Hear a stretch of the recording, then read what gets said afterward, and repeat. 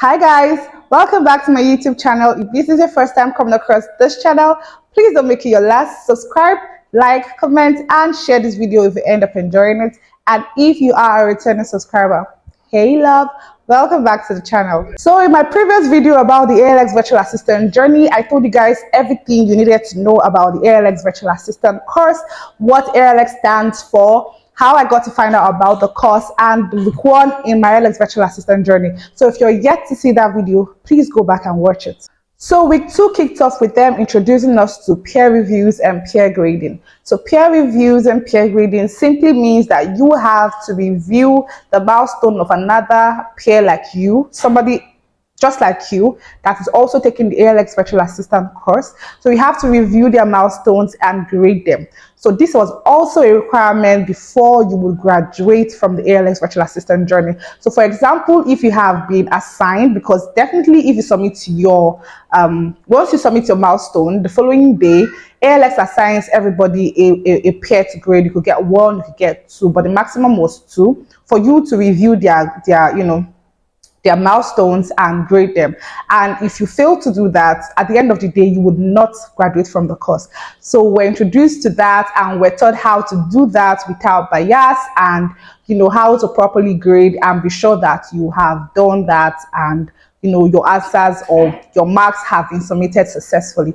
So that was the first thing that we were introduced to in week 2, because we're expected to start grading the milestones of our peers for week 1. So yeah, and for the benefit of those that did not catch up with my first video, milestones are simply assignments or exams, because it's a week, it's a weekly course, it's an 8-week-long course, and for each week of those 8 weeks, we're giving materials in form of like videos, downloadable resources, and all of that we're expected to consume, read, understand, and then take these exams or assignments at the end of the week and submit them, which was also a requirement before you'll be able to graduate from the ALX Virtual Assistant course.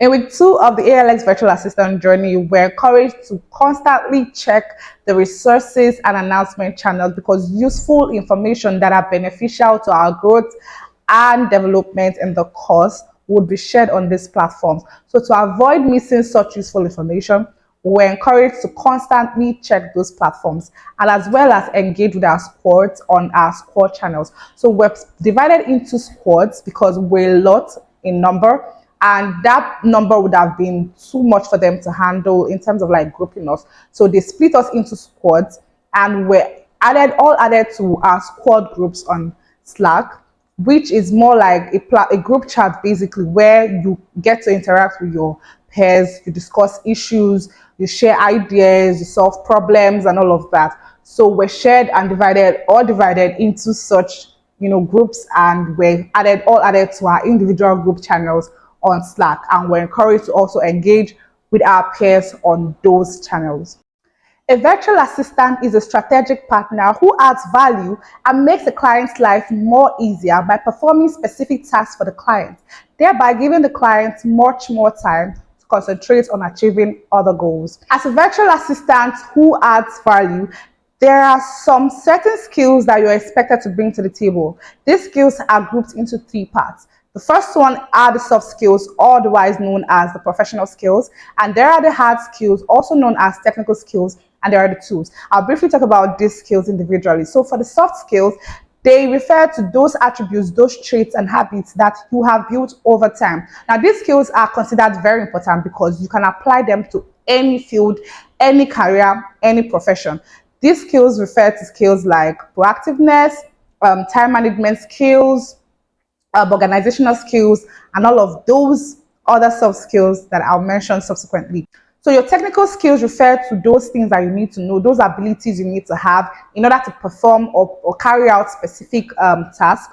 So they include calendar management, data entry, while the tools refer to those gadgets and apps which you need in order to be able to carry out these tasks. So it's safe to say that technical skills and the tools work hand in hand, because in order to be able to carry out those technical skills, you need to have the tools and the gadgets.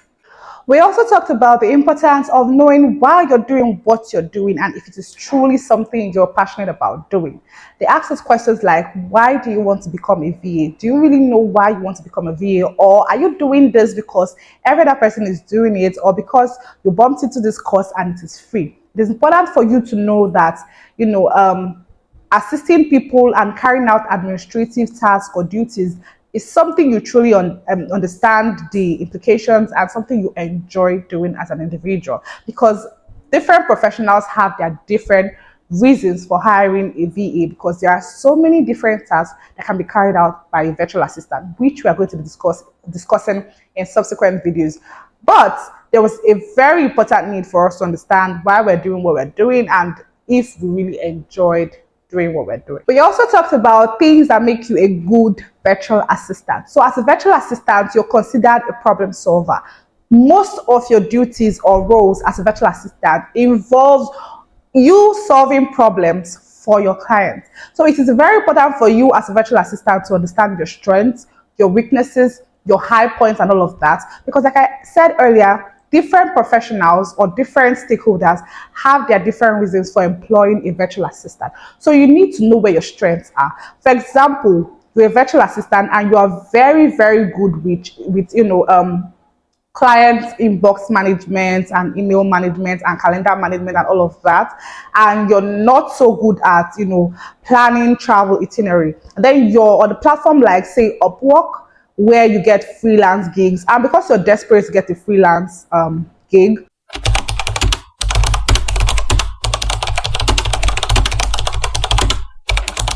you bump into a client who is looking for a virtual assistant that can help them plan a travel itinerary, and then you apply for that job or a role, or that role, sorry, and you get the job and you do a terrible job. That doesn't make you a terrible VA. You might actually be very, very good, exceptionally good in your own area of special. So, but because you have not been able to differentiate, your areas of strength from your areas of, where you need to put in more effort, and now you have done a terrible work, and to that client, you're going to be a write-off because you have done a terrible job for them.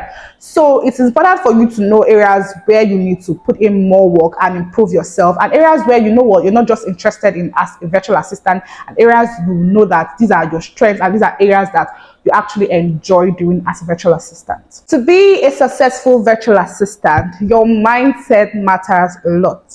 Now, there are two categories of mindset. There is the fixed mindset and there's the growth mindset. Now, before I talk about these two mindsets in details, I'm going to pose a question to you, my viewers. Are your abilities fixed at birth? I'll give you a few minutes to answer that before I continue. 5, 4, 3, 2, 1. Okay, so here's the blunt truth. Your abilities are not fixed at birth. You can always work to improve everything and anything. Now, people with fixed mindsets are people that believe that, every gift or every talent or every ability is given to you at birth. So anything you cannot do growing up or that comes naturally to you is not achievable, which is a lie, right? Because once you grow or keep living in that fixed mindset, you're going to be in a box. You're going to be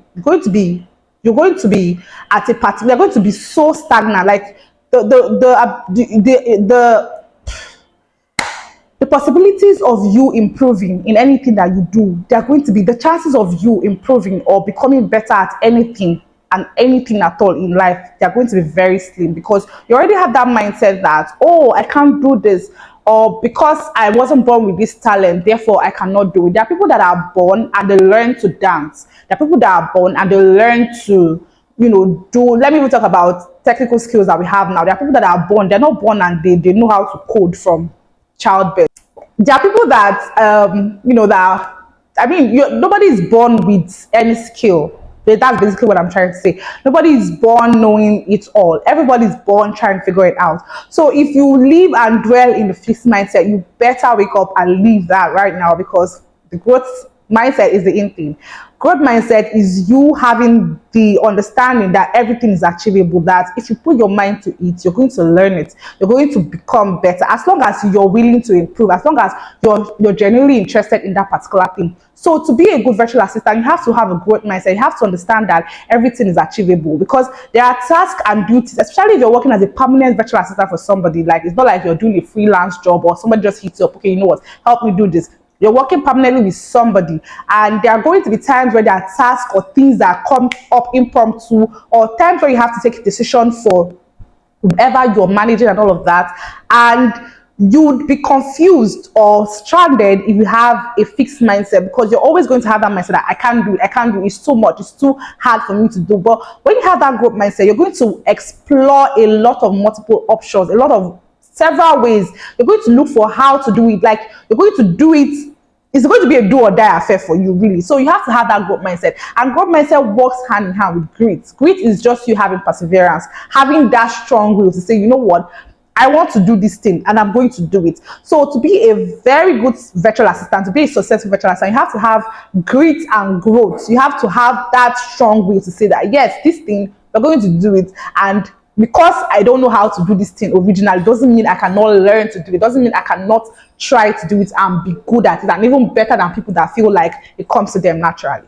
So yeah, that's it about growth mindset. We're also introduced to the power of yet. So what's the power of yet? It's simply you adding yet to the end of every statement when talking about something that you're not able to do. Say, for example, I want to talk about me not being a billionaire yet, because of course I'm not a billionaire yet.